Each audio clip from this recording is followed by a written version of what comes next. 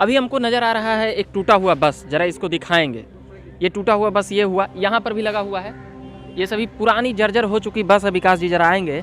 ये बस की जो स्थिति है उसी प्रकार से अभी बिहार में शिक्षक बहाली की स्थिति हो चुकी है।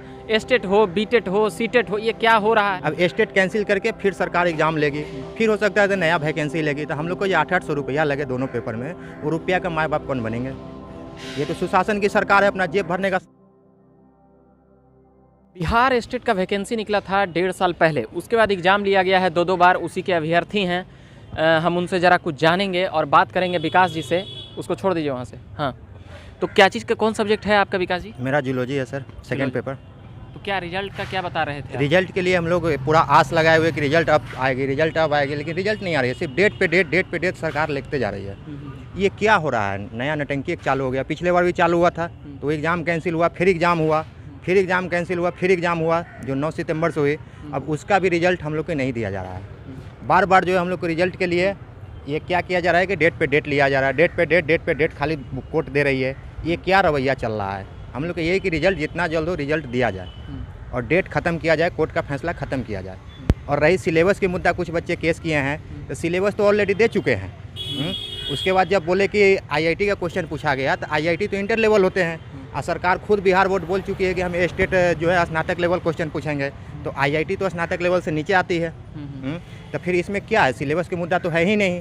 तो फिर ये सरकार डेट पे डेट क्यों ले रही है? हम यही जानना चाहते हैं कि जितना जो डेट पे डेट जो हो रहा है, 2-3 बार परीक्षा भी कैंसिल हुआ है, मतलब रद्द कह सकते हैं। कुछ अलग अलग प्रकार से एक बार रिजल्ट आने वाला था तो आंसर की जारी हो गया, उसके बाद फिर कैंसिल हो गया। तो ऐसे में तो बहुत परेशानी होता होगा विकास जी। तो कुछ परेशानी पर भी परेशानी है। जितने हमारे स्टेट भाइयों है 2,47,000 के करीब है, सभी मानसिक तनाव में है, सभी पूरा टॉर्चर में है कि अब क्या करूं नहीं करूं। कुछ पागल हो रहे हैं तो कुछ मरने के दम पे है। ये सब करने से हम लोग बहुत समझाए, हम लोग आंदोलन भी किए, लेकिन कोई फ़र्क नहीं हुआ सरकार को। और सरकार मनमानी सुशासन का सरकार है, ये कुछ नहीं कर पा रही है। ये अपना मनमानी जो भी कर रही है। बच्चों पे लाठीचार्ज करवा देगी, बहुत कुछ करवा देती है।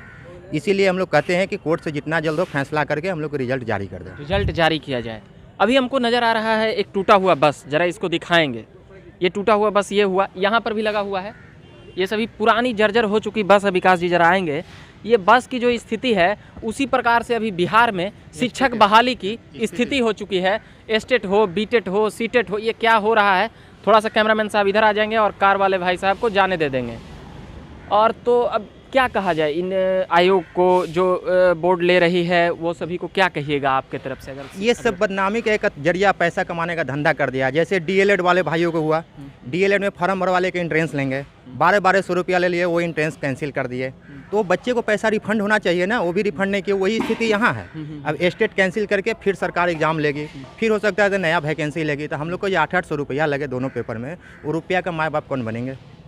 ये तो सुशासन की सरकार है, अपना जेब भरने का सरकार बने है। ये टूटी हुई बस की जर्जर स्थिति के समान अभी शिक्षक बहाली बिहार का जो प्रक्रिया है वह बिल्कुल इसी तरह से है। एकदम ठंडे बस्ते में डाल दिया जाता है। और जब चुनाव होगा तो नेताजी अपने लिए एक महीना में रिजल्ट दे देते हैं। तो इन सभी बातों पर हम कई बार बोल चुके हैं। 1-2 बार झकास भारत पे नोटिस भी आ चुका है और अलग अलग बातें भी होती रहती है। कहते हैं फर्जी चैनल है जब हम बोलते हैं तो इन तमाम खबरों में बने हुए रहेंगे। कैमरे के पीछे सौरभ जी हैं, उनको बहुत बहुत धन्यवाद। उन्हीं की वजह से ये सभी वीडियो आज का बन रहा है। आज वैसे रोज़ हमारा कैमरामैन बदलते रहते हैं, कभी सौरभ जी, कभी कोई और, कभी कोई और।